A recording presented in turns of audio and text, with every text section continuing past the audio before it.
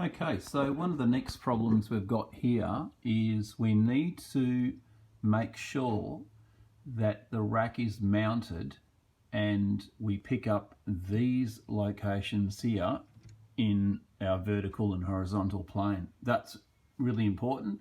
That's obviously the factory pickup for the tie rod arms, and if you were to get this level wrong, you are going to increase bump steer, and the ute will career and crash into a curb and, you know, hit penguins and burst into flames and all that kind of crazy shit. So that's really important to have that plane worked out. So what we need to do is we need to devise a way to measure exactly this point here, straight up and down, and a point coming in from the side, and make sure that the rack tie rod arms are going to be in this exact same location. So the rack positioning is going to dictate this.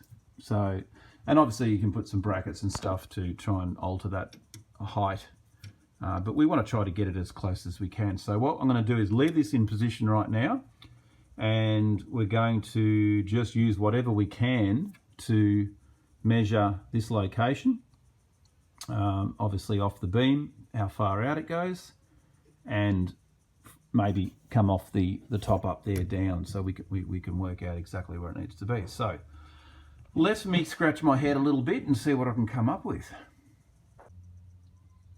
Okay, so this is what I've come up with. I just used some welding rod and taped it to the air pipe there, and then taped another one up to the roof up there, or the floor, and you can see where they meet together. We've got that little point right there, which is right dead center in the middle of this, so that's going to give us both points. So I can now remove this guy, leave the two rods there, and that will show us where the tie rods need to be. So yeah, that should work. All right, we'll get that little section off there now. So this is what I've done. I've just put it in a vise, and I'm using the cordless drill, and I've got my reamer set with the depth that it needs to go in, just with a bit of masking tape as a guide. I've put it onto the clutch setting so that we don't go and snap this if it grabs, and I'll just quickly show you one-handed how we do it. We put it on slow speed, we pop it in the hole like so, and slow speed. You can see every now and again the clutch will engage, and that's fine. Pop it back out, and you'll be able to see in the hole that it is starting to do its thing. It's starting to ream that hole, you can see in there. So that's the way I do it. I'm sure there's plenty of other different ways you can do it, but that's the safe way, where you don't go and snap your $100 reamer. Just let the clutch engage, and just put a bit of cutting oil on there as well. I just use a bit of this stuff here, bit of rapid tap cutting fluid. That just helps it along, so it's not too grabby. And then we can test fit the ball joint in here and make sure she'll works. Anyway, keep going. Okay guys, so let's have a look at what we've done.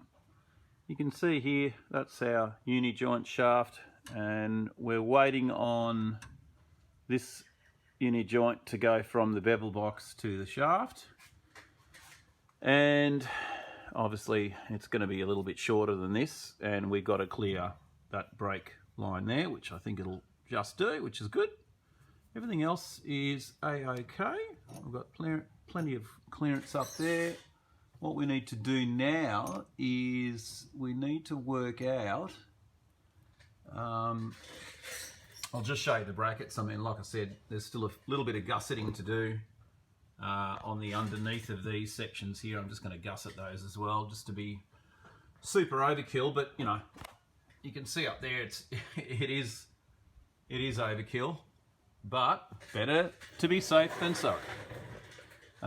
And you can see how it's all been put together. That's that angled bracket there, which is on a 45, and then this one here You can see it's pretty much just dead straight. That one's all been tigged. Got that all done. So the next job now is going to be the tie rod arms. We need to get those onto the fixing points here. So this has to be a bracket, and now it has to have a kick in it because obviously our center line is not in the middle of the rack. The big problem with these racks is in order for the shaft to clear, you've got to mount the rack over to the side. So of course that means that this is no longer center here. So we need to make an offset plate, which is, it shouldn't be too hard to do. So that's going to be made out of one piece of steel. We don't do any weldy on those sort of components because, welds, fatigue, crack, snap, off the road, crash, no good. So we will make that as probably a 90 degree, might be 90 degree, no, it'll be more than 90 actually, but it'll be basically an L-shaped bracket, and that's going to pick up obviously our tie rod arms on that plane where they need to be. Right there. I'm trying to do this with the iPhone. So the rack is mounted, everything else went pretty well, apart from one of those stupid brackets smacking me on the head and giving me a nice big gash. And there's still blood on the ground down there somewhere, but anyway, the things you do, right? So I'm really happy with the fact that it's tucked right up out of the way, and we've got clearance everywhere, so I haven't got anything touching. The shift rod tube up here isn't touching, and obviously from the front of the car you can't see it. I have seen some other racks that they mount down here below this tube. They run about just there. But then, if you're on a stock height bus, you could get away with it. But, if you've got drop spindles like this thing has, no chance. So, yeah, pretty happy with the way that has turned out so far. So, we still have to fully weld up the brackets because they're all just tacked in place. Some of them I have welded. But now we're going to get on to making this, this piece here. So, let's scratch the head some more. Righto, so here's the brackets for the rack, pretty much completed. I've welded them all up, fairly confident that nothing needs to be changed. Anyway, a 5-inch grinder can take care of that if I need to be, but yeah, basically I'll put a couple of little extra gussets on the bottom, and you've got the two holes in the middle are obviously going to be the bolts that are going to be running through, and they're going to be accepting the nuts that are welded on the other side of these. So that's how it actually attaches together. Everything's TIG welded together, obviously. I've used 6mm plate, and these are 25 by 25 blocks, or inch by an inch blocks, and they are a 8mm hole drilled through them. So this is the only part that needed sort of modifying quite a few times, and it was just to be able to get the rack pivoting in the middle part of the beam, so hence this sort of triangular piece here, and that's the one mount. This one here just has a mount straight like that, that picks up the clamp. So there's not really too much to them. They're bloody heavy. Like I said, don't drop them on your head like I did. Gave myself a nice big gash, but that's, part of custom building.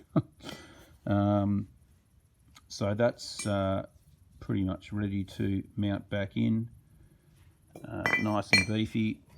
Now the other thing about this that I've added is a location grub screw. So this one here has actually got a thread in it, and what will happen is you'll be able to put a bolt into that, and that'll run through. Is it that one? Actually, sorry. Yeah, it is that one. So what'll happen with that is that's going to go in and nip up against the beam and stop the whole thing from being able to slide sideways, and also do this, but we can't really do that anyway because it's obviously got the two, it's picking up the two beams. So it's a fairly secure way of doing it. So what we're going to do now is place this up into the beam and again test fit it for the I don't know, 30th time. And we're going to start working on that section for the tie rods. So let's put this in.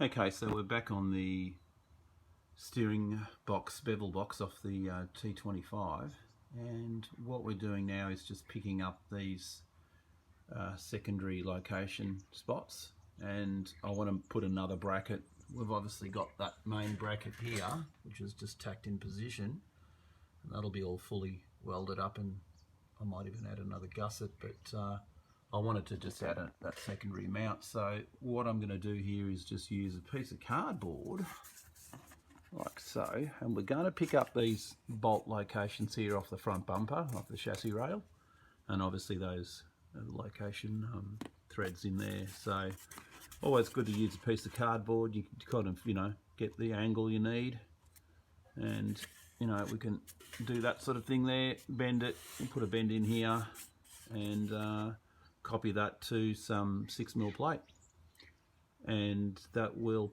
have, you know, that just that little bit of extra security for the mounting bracket.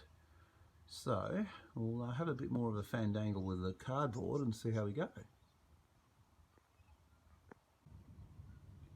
Okay, so this is the bracket I've come up with to attach the side to the bevel box, and it's got a bit of a weird bend to it, but you'll see the method to the madness in a minute. So what's going to happen, it's going to locate those bumper bar bracket holes, and then those two are going to locate in there like so.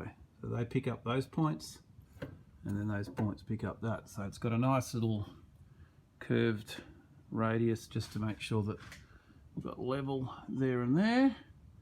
And then I might even put a piece from here over to here just to go across.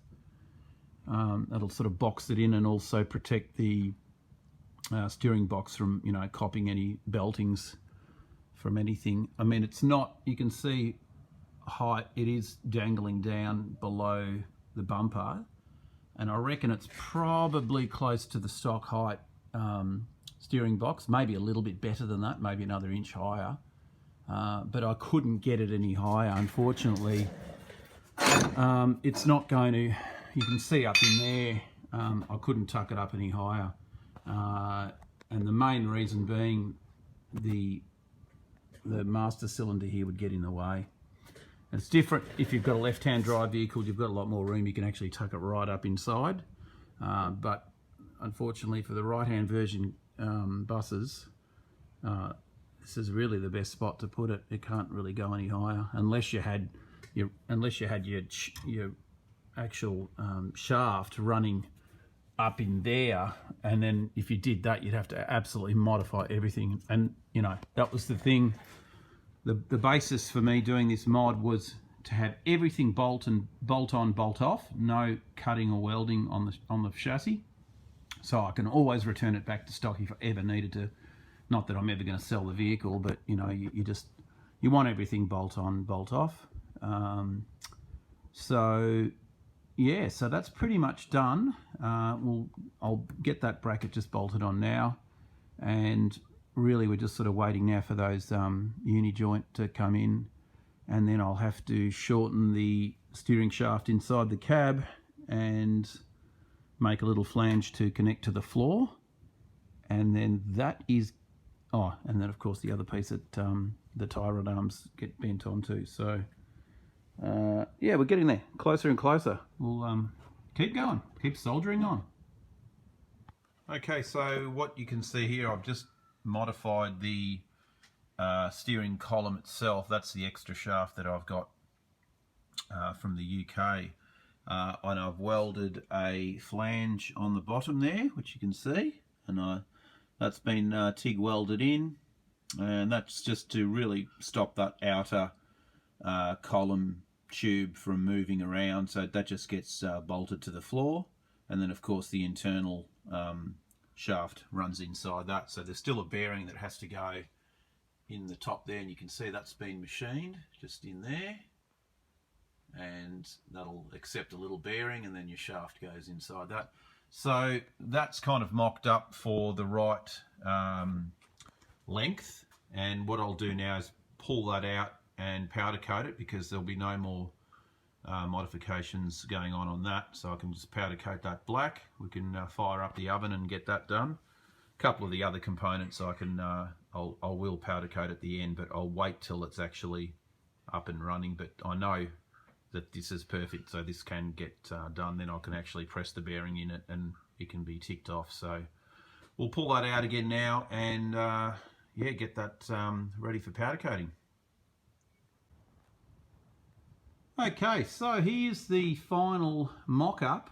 I've got the uni joint, which is that one right there. That was the one I was waiting for, and it's actually off a 1971 Beetle, and it comes on a shaft. So basically what I've done is de-shafted it, and I've used this one which is out of I think a Toyota Camry steering section.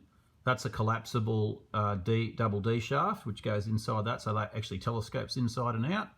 And then that's been bolted through, welded on that side of the spline, and also fully welded on that side of the spline. And that's the right way to do it, so you're not going and butt welding it on the end of a uni joint or doing something dodgy like that. So they have to be done. When you're doing steering components, you've got to be very careful how you go about attaching and putting them all together.